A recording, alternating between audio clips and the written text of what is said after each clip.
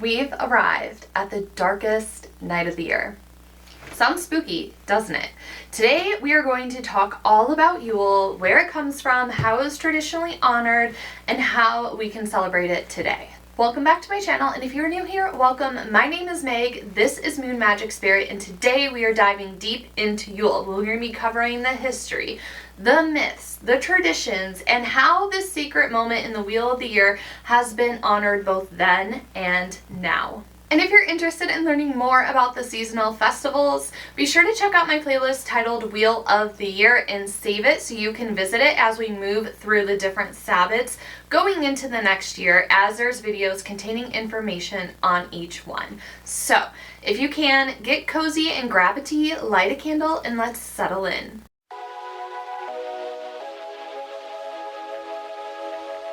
Rooted in ancient traditions, Yule reminds us that even in the darkest of times, there's always renewal and light on the horizon. This is a time to pause, reflect, and reconnect with nature's rhythms, embracing the stillness of winter while celebrating the promise of better days ahead.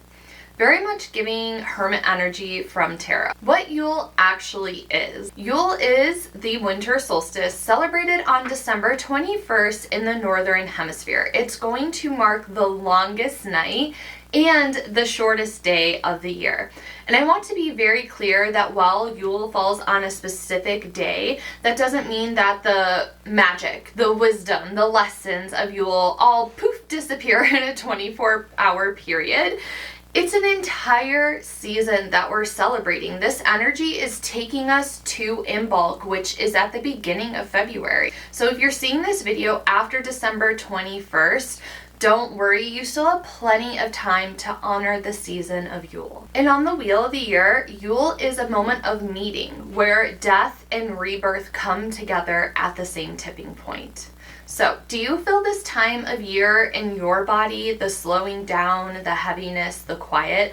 Let me know in the comments down below. I know I am definitely leaning towards rest and restoration right now. And for ancient cultures, the meeting of life and death was very literal. The sun's return meant hope. It meant survival. It meant crops would grow again. It meant the slow return of warmth. And that's why youth is really a celebration of resilience and hope. But it also has a darker side to it because loss is also honored during this time. Surviving is a celebration. It's not something that everyone was fortunate enough to do. So it's a moment of sorrow and recognition for those lost along the way. Not everyone had enough crops and meat to last through the harsh winter. We'll also see this theme repeated as we enter Imbolc in February, marking the true tipping point of winter. The origins of Yule stretch all the way back to pre-Christian Europe, where it was celebrated as a festival of life, death, and rebirth. And for the Norse, the term Yule encompassed both a season of feasting and divine forces of the cosmos. Particularly Odin, who was believed to lead the wild hunt during the winter months. And similarly, Celtic traditions mark the solstice as a turning point during the battle between the Holly King, who was the ruler of the darker half of the year, and the Oak King, whose reign heralded from the return of light. See how the themes are coming together? Those attuned to the Earth's cycles viewed this time of year as a liminal time. It was a period where the boundaries between the worlds were blurred. We've kind of been talking about this blurred boundary and this veil between the worlds since Samhain. So we're continuing with that theme. And during this time, similar to Samhain, offerings were made to the ancestors, to gods, to spirits, asking for blessings of protection and prosperity during the colder months that still lie ahead. Fires were burning bright in the hearths in different sacred spaces, symbolizing both the sun's return and the strength needed to endure winter's challenges. Let's talk about some of the traditions and symbols of Yule, and I want you to really notice and pay attention how it's not just decor, but notice the intentions behind it, because a lot of this we carry into modern times and we may not be aware of the intention behind the decor of it all. Does that make sense? One of the most iconic and well-known symbols of Yule is the Yule log, and traditionally it was made from either oak or ash, and it was decorated with greenery and ribbons, different runes, anointed with oils or ale, and it was burned on the solstice eve.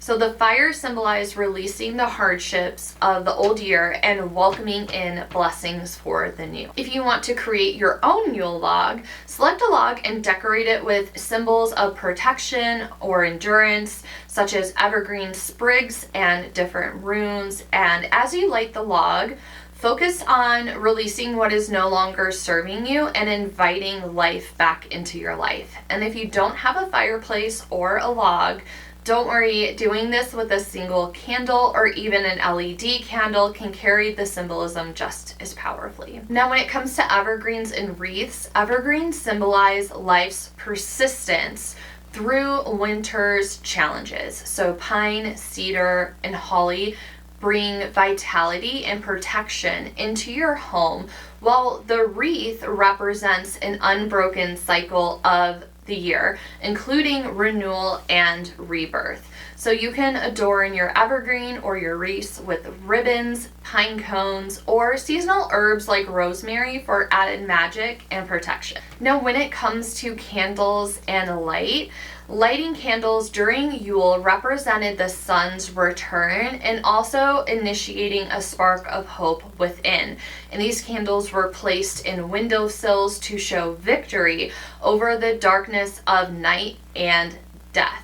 Today, we just love decorating our house with Christmas lights, and it is uplifting to the spirits. Back then, lighting the candles uplifted spirits, and today the Christmas lights uplift spirits, because who doesn't get a serotonin boost from driving around and looking at Christmas lights? Red, gold, and white were used to honor vitality, abundance, and clarity. So you can see that or use that in your own personal practice, just as decor colors in general, or if you really wanted to be specific with candles and have color candles. So again, fire safety matters here. Always practice fire safety. LED candles absolutely count. If you want to adorn your home with candles, especially a lot of them, I personally have a big gathering of LED candles in my fireplace. So do any of these ancestral traditions show up anywhere in your practice or your family stories? Let me know in the comments. And as you can see, a lot of this sounds really familiar. So this is where so much of our modern traditions come from, even if we've forgotten their origins. And let me know in the comments, do any of these ancestral traditions show up anywhere in your practice or your family stories? I would love to hear about it. Now, you don't need to recreate the past perfectly in order to honor Yule, and honestly, setting a vibe is just enough and plenty,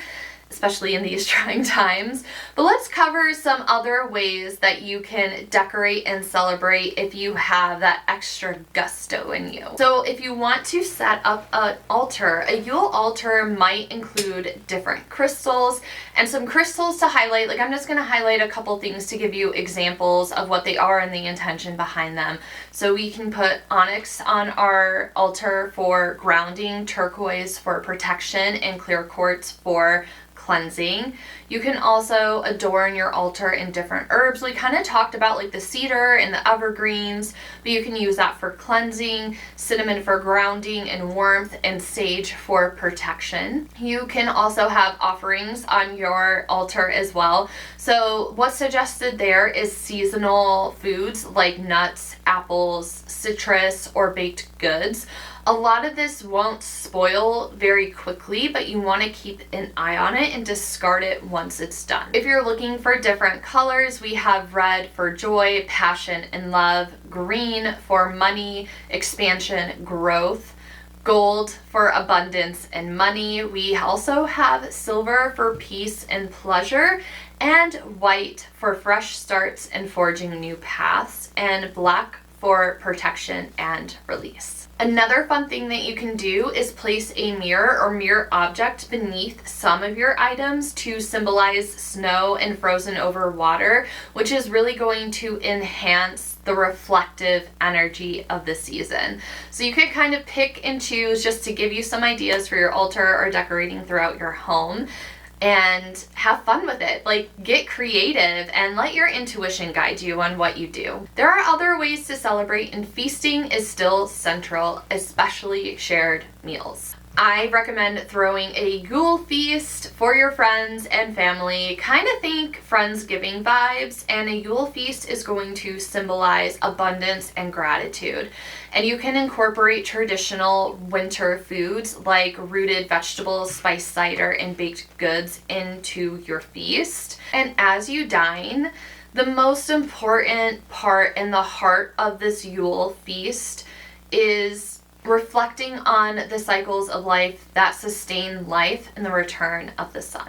Just like feasting is still central, generosity matters, and Yule is a time to share excessive wealth with those who need it most. In ancient times, families would leave extra food that they had underneath trees or deliver it to neighbors for those who didn't have enough to sustain themselves, and ultimately giving them a chance at survival. And this is an example of gift giving back then. So today, what you can do is consider donating your time or money to food banks, GoFundMes, offering support to neighbors, or even safely and responsibly, I cannot emphasize safely and responsibly, feeding local wildlife. Do your research on that, please.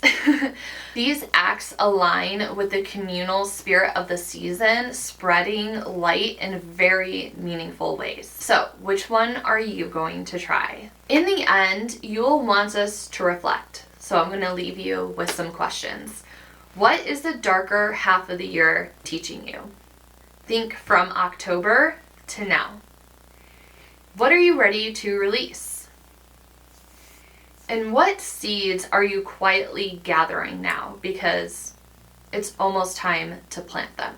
And it's also why I came up with the theme Roots and Ambition inside Lens of Magic for this month, because ambition doesn't always look like pushing forward and forcing this exertion from you. It looks like resting. Sometimes it looks like resting, grounding, and most importantly, strengthening your roots so when the light returns, you're ready and feeling strong. This month inside Lens of Magic, I have released a 12 Nights at the Threshold guide, a Yule themed spread. We have our collective tarot reading available for replays. So if you're craving a deeper, slower way to move through this season, you're warmly invited to join us. Link down below.